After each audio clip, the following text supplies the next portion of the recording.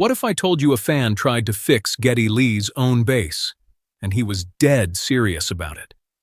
Geddy Lee has spent decades standing on stages in front of some of the most dedicated, intense, and sometimes wonderfully strange fans in rock history. What's the funniest thing ever happened to you with your fans? Sometimes I'll be, and I'm sure this happens to you when you're in a public restroom and you're doing your business, and then a fan comes up to you and wants your autograph, and you're like... As the frontman and bassist of Rush, he became used to a certain kind of audience, people who didn't just casually enjoy music, but who lived inside it. Rush fans were known for memorizing entire albums, debating lyrics like philosophy students, and showing up to concerts with an energy that was equal parts admiration and obsession. And while Geddy always respected that passion, there were moments when it crossed into territory so unexpected that it left him laughing long after the show ended. One of the funniest stories he often recalls didn't happen on stage during a performance, but rather in one of those quieter, in-between moments that artists rarely talk about. It was during a tour in the late 70s, when Rush was beginning to gain serious traction, but hadn't yet reached the massive global fame they would later enjoy. The band had just finished a show, one of those long, exhausting nights where everything feels like a blur of lights, sound, and adrenaline.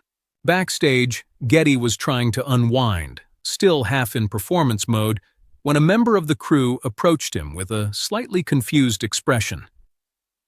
"There's a fan outside who insists on speaking with you," the crew member said, sounding unsure whether to take the request seriously.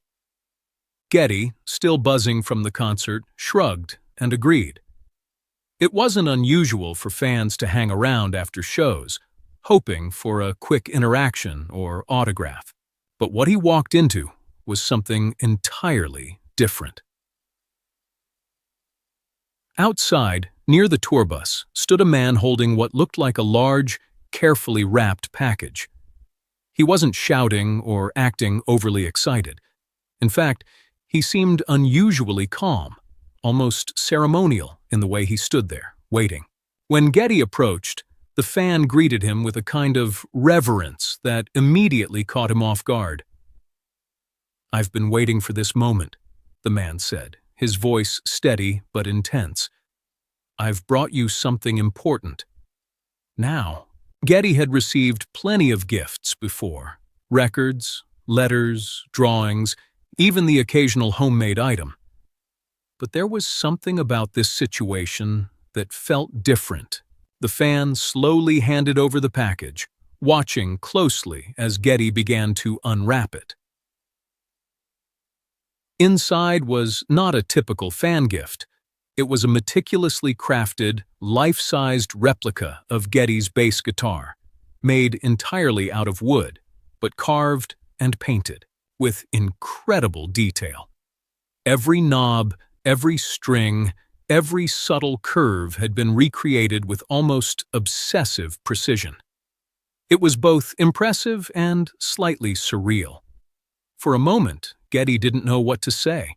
He was genuinely touched by the effort, but also a little stunned by the level of dedication it must have taken to create something like that.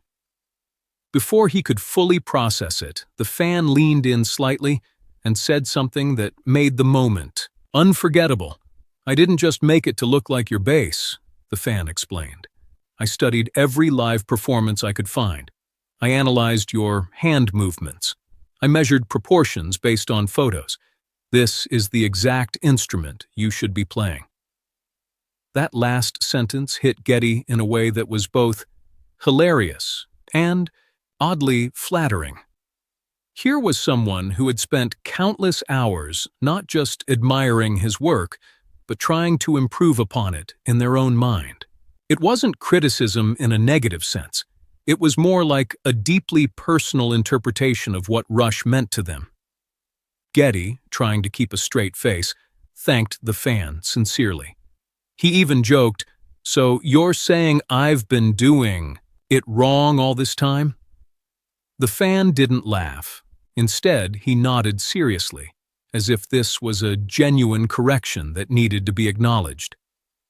That contrast, the humor of the situation mixed with the fan's complete sincerity, was what made the moment so memorable. It wasn't just a funny story. It was a perfect example of how deeply music can connect with people in unexpected ways. As the conversation continued, the fan began explaining the specific changes he had made to the design. He pointed out slight differences in the neck, adjustments to the body shape, even modifications to what he believed would produce a more authentic tone. Geddy listened patiently, occasionally glancing at the intricately carved instrument in his hands, trying not to laugh while also appreciating the passion behind it. Eventually, the interaction came to a natural end. The fan thanked Geddy for his time, clearly satisfied that he had delivered his message. As he walked away, Geddy turned to his bandmates and crew, holding up the wooden bus with a mix of amusement and disbelief. "You guys are not going to believe this," he said, shaking his head with a smile. That night, the story quickly became a source of laughter among the band. It was the kind of moment that broke through the routine of touring and reminded them just how unique their fan base truly was. Rush fans weren't just listeners. They were thinkers, creators, and sometimes, in the best way possible, a little bit eccentric. What made the story even funnier over time was how often similar situations would happen in different forms. Not always as elaborate as a handcrafted instrument, but always carrying that same intensity. Fans would approach Geddy with theories about lyrics, alternate interpretations of songs, or detailed analyses of the band's musical structure. It was like being part of an ongoing conversation that never really ended. And while it could occasionally be overwhelming, Geddy never lost sight of the fact that this level of engagement was something special. It meant that the music had reached people on a deeper level, that it had become part of their identity in a way that went beyond simple entertainment. Still, moments like the wooden bass incident stood out because they captured that connection in such a vivid, almost theatrical way. It wasn't just about admiration. It was about participation. The fan wasn't just consuming the music, he was contributing to it in his own unique way. Years later, Geddy would look back on that night with a sense of fondness. It was one of those stories that perfectly encapsulated the strange, beautiful relationship between an artist and their audience. And every time he told it, he couldn't help but laugh. Not at the fan, but at the sheer unpredictability of it all. Because when you spend your life making music, you expect certain things. You expect applause, criticism, maybe even the occasional wild encounter. But you don't expect someone to hand you a handcrafted version of your own instrument and calmly explain that they've improved it. And that, in its own way, is what made Rush fans unforgettable. As the years went on and Rush grew into one of the most respected progressive rock bands in the world, the scale of everything changed. Bigger venues, larger crowds, more intense schedules. But one thing that remained constant was the unique personality of their fan base.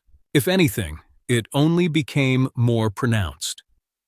The more successful the band became, the more their audience seemed to double down on their deep, almost intellectual connection to the music. Geddy often joked that Rush fans didn't just attend concerts, they studied them. There was another moment, equally funny but completely different in tone, that stayed with him for a long time. It happened during a meet-and-greet session years after the wooden bass incident. By this point, Geddy was more accustomed to unusual interactions, but Even he wasn't prepared for what was about to happen. A fan approached him, carrying a thick binder. Not unusual on its own, fans often brought collections of memorabilia to be signed. But this binder was different. It was labeled, tabbed, and organized with a level of precision that looked more like a scientific report than a fan collection. When Geddy opened it, he realized what it was.